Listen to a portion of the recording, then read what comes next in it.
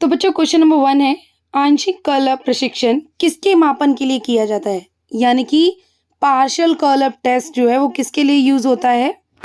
Option है हमारे चपलता और गति, पैरों की ताकत और सहन शक्ति, पेट की ताकत और सहन शक्ति, या फिर ऊपरी शरीर की ताकत और सहन शक्ति। तो बच्चों ये हमारे एब्डोमिनल स्ट्रेंथ और एंड्योरेंस के लिए होता है, यानी कि पेट की ताकत और शक्ति के लिए। क्वेश्चन नंबर 2 है, सिट एंड रीच प्रशिक्षण क्या मापने के लिए किया जाता है? सहन क्षमता, लचक, शक्ति या फिर गति। तो ये हमारे फ्लेक्सिबिलिटी के लिए होता है, यानी कि लचक के लिए, option number B. Question number 3 बच्चों आपको मैच करने हैं लिस्ट 1 को लिस्ट 2 से। इसमें आपको कोडिंग दे रखी है और उसको आपको सही आंसर मिलाना है। क्या हो सकता है? तो जल्दी से 1-2 का आंसर मैं बताती हूँ, अगले 2 का आंसर आप सोचिए और कमेंट बॉक्स में ज़रूर बताइएगा कि आपने आंसर सही गेस करा कि नहीं करा। चलो पहले मैं यही बता देती हूँ। पीछे हमने देखा था सिट एंड रीच टेस्ट किसके लिए है? फ्लेक्सिबिलिटी के लिए, तो उसका हो गया लचक। ठीक है, उसके बाद हम देख लेते हैं 600 मीटर दौड़ या पैदल चाल। तो वो हमारी फ्लेक्सिबिलिटी के लिए तो नहीं होता, गति निर्धारण के लिए भी नहीं है, अपर बॉडी की स्ट्रेंथ के लिए भी नहीं है। तो क्या बचा? सहन क्षमता। तो 2 का आंसर मैंने बता दिया है।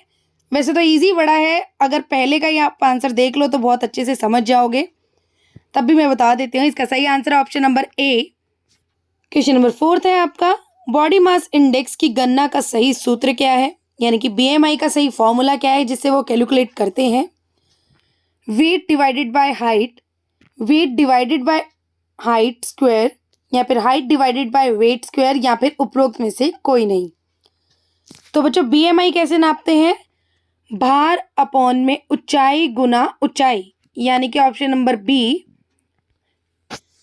तो बच्चों इसमें जो आपका वेट है वो किलोग्राम में रहेगा और जो हाइट है वो मीटर में रहेगी। नेक्स्ट है क्वेश्चन नंबर 5, एक 5 से 8 वर्षीय बच्चों के पैरों की शक्ति तथा इसके स्टैटिक संतुलन के मूल्यांकन के लिए किए जाने वाले प्रशिक्षण। तो बच्चों 5 से 8 साल के जो बच्चे हैं उनके पैरों की स्ट्रेंथ और स्टैटिक बैलेंस को नापने के लिए कौन कौन से टेस्ट होते हैं? Body mass index, plate tapping test, flamingo balance test, या फिर 600 मीटर की दौड़।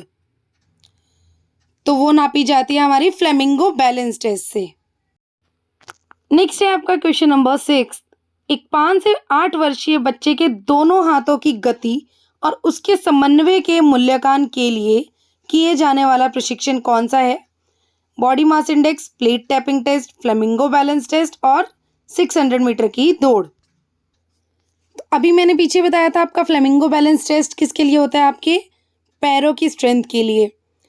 तो इसका आंसर क्या होगा हमारा? Plate tapping test. नेक्स्ट है क्वेश्चन नंबर 7, 50 मीटर की दौड़ निम्न में से किस गामक कुशलता को मापने के लिए लगाई जाती है? तो बच्चों जो 50 मीटर रनिंग है वो कौन से मोटर कंपोनेंट को मतलब मेजर करने के लिए की जाती है? तो वो है हमारी गति, यानी कि स्पीड। क्वेश्चन नंबर 8 है आपका, सिट एंड रीच प्रशिक्षण निम्न में से किस गामक कुशलता को मापने के लिए किया जाता है?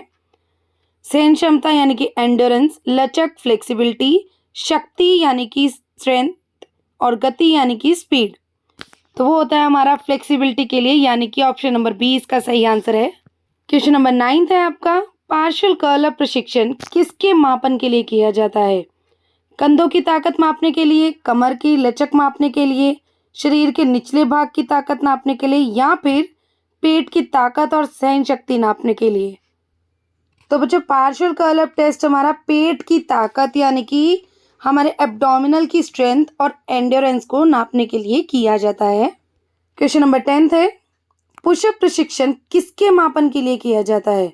कंधों की शक्ति के लिए, कमर की लचक के लिए, पैरों की शक्ति के लिए, या फिर पेट की ताकत और सहन शक्ति के लिए? तो पुशअप्स क्या होते हैं? आई थिंक सब बच्चों को पता होना चाहिए वैसे तो कमर की लचक के लिए तो नहीं है। पुशअप्स किससे हम करते हैं? हाथों से। तो किसके लिए होगा ये? हमारे कंधों की शक्ति के लिए। ऑप्शन नंबर ए इसका सही आंसर है। क्वेश्चन नंबर 11, वरिष्ठ नागरिक पुष्टि प्रशिक्षण के दौरान किया जाने वाला चेयर स्टैंड प्रशिक्षण शरीर के किस भाग की कार्यकुशलता को जांचने के लिए किया जाता है? तो बच्चे जो हमारे बूढ़े लोग होते हैं उनका एक टेस्ट होता है चेयर स्टैंड टेस्ट। तो वो उनकी कौन सी बॉडी पार्ट की कार्यकुशलता को जांचने के लिए होता है? कंधों की शक्ति, कमर की शक्ति, पैरों की शक्ति या फिर हाथों की शक्ति? तो वो होता है हमारी पैरों की शक्ति के लिए, यानी कि option number C. Question number 12 है, निम्न में से कौन सा रिकली एंड जॉन्स टेस्ट का एक टेस्ट आइटम नहीं है? तो रिकली एंड जॉन्स टेस्ट है, तो उसके अंदर कुछ आइटम्स आते हैं, लाइक कुछ टेस्ट हैं, तो इनमें से वो कोई एक टेस्ट है जो उसका पार्ट नहीं है। पहले ऑप्शन देखते हैं, 8 foot up and go, seat and reach, 6 minute walk या फिर आर्म कर्ल प्रशिक्षण। तो बच्चों जो इसका पार्ट नहीं है वो है सिट एंड रीच टेस्ट। तो बाकी इसके जो पार्ट्स हैं मैं एक बार आपको बता देती हूँ, जैसे कि पहला है चेयर स्टैंड टेस्ट, उसके बाद 8 foot up and go, 6 minute walk, arm curl प्रशिक्षण, chair sit and reach test, back scratch test. तो ये सारे टेस्ट जो भी हैं ये रिकली एंड जॉन्स टेस्ट के आइटम्स हैं, लाइक टेस्ट हैं, इसके पार्ट्स हैं। Question number 13, Rikli and Jones test के आर्म कर्ल प्रशिक्षण में पुरुषों के लिए डंबल का वजन क्या होता है? 5 पाउंड, 7 पाउंड, 8 पाउंड या फिर 10 पाउंड्स? तो बच्चों बॉयज़ के लिए होता है 8 पाउंड और गर्ल्स के लिए होता है 5 पाउंड्स। 8 पाउंड यानी कि 3.6 किलोग्राम होता है और 5 पाउंड यानी कि 2.3 किलोग्राम। मैंने आपको किलोग्राम में भी बता दिया और पाउंड में भी बता दिया है, तो उधर जो भी आएगा आप इजीली टिक कर पाओगे।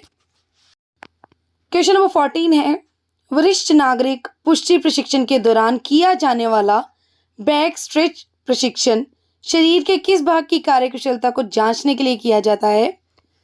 अभी मैंने बताया था बैक स्ट्रेच प्रशिक्षण किसका पार्ट है? रिकली और जोन्स टेस्ट का। तो ये बेसिकली जो वरिष्ठ नागरिकों को करवाया जाता है, तो इससे क्या नापा जाता है?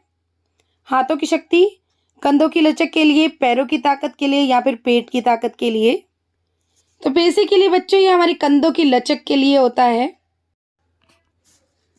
क्वेश्चन नंबर 15 है आपका एजर्शन और रीजन का। तो एजर्शन देखते हैं बच्चों क्या है? सिट एंड रीच प्रशिक्षण लचीलापन मापने के लिए होता है।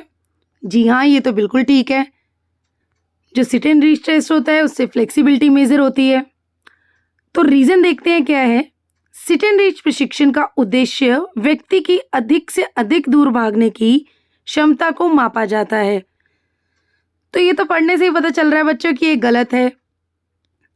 अभी जैसे मैंने बताया कि sit and reach test flexibility के लिए होता है, तो रनिंग का तो इसमें कोई काम ही नहीं है। तो इसका मतलब ए सही है और आर गलत है, यानी कि ऑप्शन नंबर सी इसका सही आंसर है। So thank you for watching my video. उम्मीद करती हूँ आपको क्वेश्चन अच्छे से समझ आए होंगे। कोई डाउट है तो आप कमेंट बॉक्स में हमें कमेंट कर सकते हो, हम उसका रिप्लाई ज़रूर करेंगे। और चैनल के साथ इसी तरह बने रहिए, MCQ सीरीज़ रेगुलर आएंगी। Thank you.